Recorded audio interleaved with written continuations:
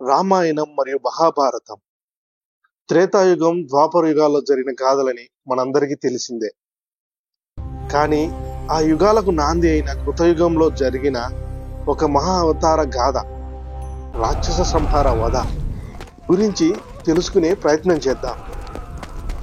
కానీ నేను ఈ గాథ గురించి వెతకగా చాలా పురాణాల్లో ఈ సంఘటన జరిగిందని ఉంది, కానీ ఈ ప్రదేశంలోనే జరిగిందని స్పష్టంగా సైంటిఫిక్ గా చెప్పినట్లు ఆధారాలు కనిపించలేదు. ఇది కేవలం తమిళ అల్వారులు, కొందరు ఋషులు కీర్తించడం వల్లే ఇంత ప్రాచుర్యం పొందిందా?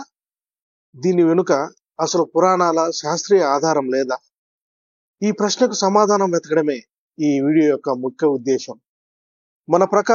మన మత విశ్వాసం ప్రకారం అహోబిలమే నారసింహుడు హిరణ్యకశిపుడిని చంపడానికి స్తంభాన్ని బద్దలు కొట్టుకుని వచ్చిన ప్రదేశం. కానీ అది నిజమా కాదా అనేది నా ప్రశ్న. ఎందుకంటే ఈ నారసింహ ఆవిర్భావం కృతయుగంలో సంభవించింది. అంటే సుమారు 1,00,000 సంవత్సరాల క్రితం జరిగిన ఆవిర్భావం. ఇక్కడ నా మరో సందేహం ఏమిటంటే, అసలు ఈ నల్లమల అటవీ ప్రాంతమే అప్పటి హిరణ్యకశిపుడి రాజ్యమా? ఇక్కడే మనం చెప్పుకుంటున్నట్టు హిరణ్యకశిపుడి వధ జరిగిందా? ఒకవేళ జరిగితే కొన్ని పురాణాలు, అలాగే మనం చూసిన కొన్ని సినిమాలు మరియు కొంతమంది చరిత్రకారులు చెప్పిన ప్రకారం నారసింహుడు హిరణ్యకశిపుని అతని రాజప్రాసాదంలోనే చంపాడు. ఆ ప్రకారం చూసుకుంటే నారసింహుడు ఉద్భవించిన స్తంభం రాజప్రసాదంలోనే ఉంది. కానీ ఇప్పుడు మనం చూస్తున్న ఈ అహోబిలంలోని ఉగ్రస్తంభం మనం అనుకుంటున్న నారసింహ అవతారానికి పుట్టుక అయితే, ఆ స్తంభం చుట్టూ ఉన్న రాజప్రసాదం ఏది? పోని అది జరిగినది కృతయుగంలో, అనగా 1,00,000 సంవత్సరాల కింద. కనుక ఆ రాజప్రసాదాలు భూగర్భంలో కలిసిపోయాయి అని అనుకుందాం.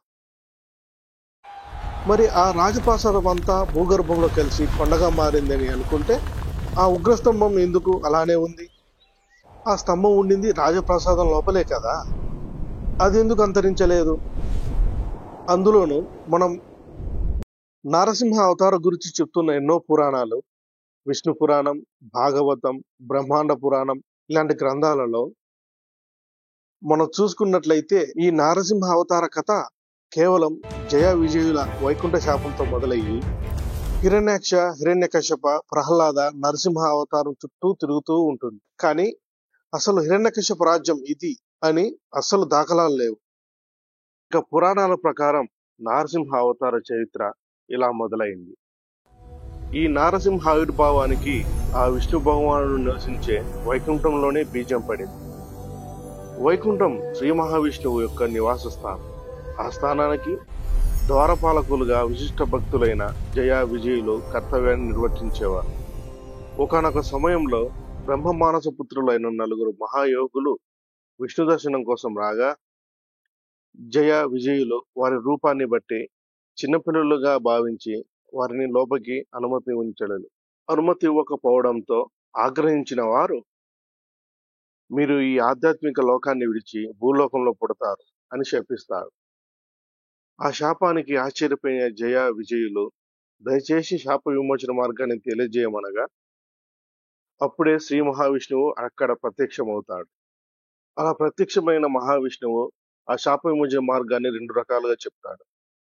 అది 1, 7 సార్లు నా భక్త రూపంగా జన్మించి కొంతకాలం భూమిలో ఉండాలి.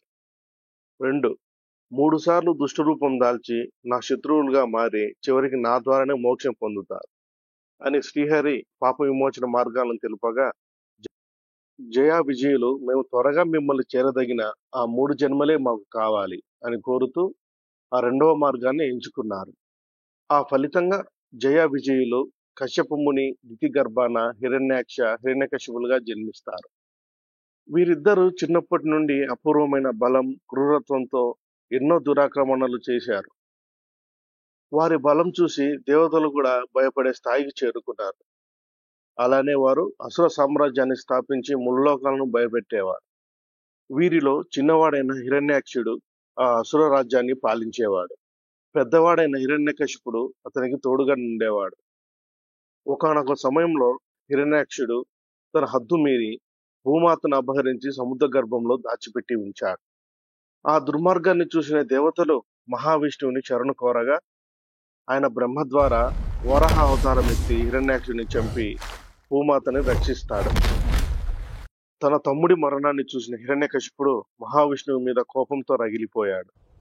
విష్ణువుతో సమానమైన శక్తుల కోసం మందర పర్వతంపై ఘోర తపస్సు చేసి బ్రహ్మ ద్వారా సృష్టిలోని ఏ జీవితోనైనా గాని, రాత్రి గాని పగలు గాని, గృహం లోపల గాని గృహం వెలుపల గాని, నేలపైన గాని ఆకాశంలో గాని, ఆయుధంతో గాని ఆయుధం లేకుండా గాని ఇలా దేని వల్ల నా మరణం సంభవించకూడదు అని వరం పొందాడు. ఆ వరం ద్వారా వచ్చిన అహంకారంతో ముల్లోకాలను తన వశం చేసుకొని తననే దేవుడిగా పూజించాలని ప్రజలను హింసించడం మొదలుపెట్టాడు. తద్వారా తన సామ్రాజ్యాన్ని విస్తరించాడు. హిరణ్యకశిపుడు అంతటి దుర్మార్గుడైన అతనికి విష్ణుభక్తుడైన ప్రహ్లాదుడు కుమారుడుగా జన్మించాడు. ప్రహ్లాదుడు తన చిన్నప్పటి నుండే హరినామ స్మరణ చేసేవాడు. అది తెలుసుకున్న హిరణ్యకశిపుడు పలుమార్లు హెచ్చరించిన ప్రహ్లాదుడు వినకపోగా హిరణ్యకశిపుడు ప్రహ్లాదునికి మరణదండన విధించాడు. అలానే చాలాసార్లు చంపడానికి కూడా ప్రయత్నించాడు. కానీ ప్రతిసారి శ్రీహరి తన భక్తుని కాపాడుకొని తన దైవభక్తి చాటాడు.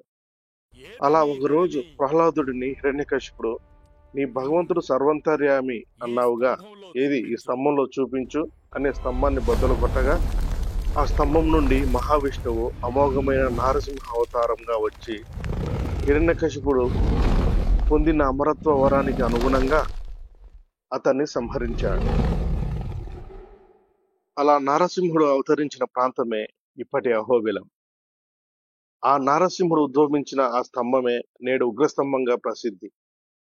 స్వామి యొక్క భయంకరమైన తేజవంతమైన రూపాన్ని చూసిన దేవతలందరూ ఆశ్చర్యంతో ఇలా కీర్తించారు: అహో వీర్యం, అహో శౌర్యం, అహో బాహు పరాక్రమం, నారసింహం పరం దైవం అహోబిలం. దేవతలు పలికిన ఈ అహోబలం అహోబిలం అనే మాటల వలనే ఈ ప్రదేశానికి కాలక్రమేణా అహోబిలం అనే పేరు స్థిరపడింది. అలాగే కృతయుగంలో విష్ణు వాహనమైన గరుత్మంతుడు శ్రీ మహావిష్ణువు హిరణ్యకశిపుని సంహరించిన నరసింహ అవతారాన్ని చూడాలని తీవ్రంగా ఆకాంక్షించాడు. తన కోరికను నెరవేర్చుకోవడానికి నల్లమల అటవీ శ్రేణిలోని ఒక పర్వతంపై ఘోర తపస్సు చేశాడు.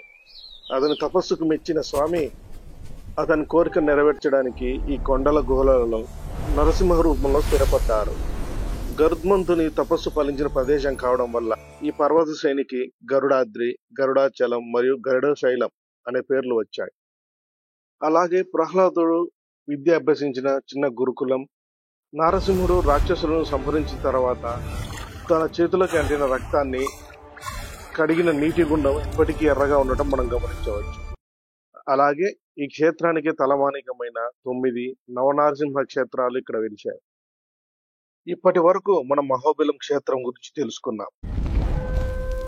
ఇక్కడ ఉగ్ర నరసింహ స్వరూపం ఎలా వెలిసిందో, దశ నారసింహ రూపాల పుట్టుకలు, ప్రహ్లాదుని భక్తి, హిరణ్యకశిపు సంహారానికి సంబంధించిన విశేషాలను వివరంగా చూశాం. అహోబిలం శ్రీ నరసింహుని అవతార స్థలంగా చాలా మంది భక్తులు నమ్ముతారు. ఇదే గాథ మరో 3 ప్రదేశాలలో కూడా వినిపిస్తూ ఉంది. ఇంతకీ ఆ ప్రదేశాలు ఏమిటి?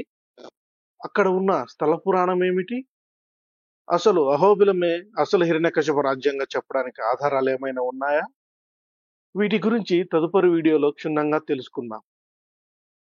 ఇది కేవలం నా చిన్న ఉత్సుకతతో మొదలుపెట్టిన వీడియో. తప్పులు ఏమైనా ఉంటే కామెంట్ రూపంలో తెలియజేయండి.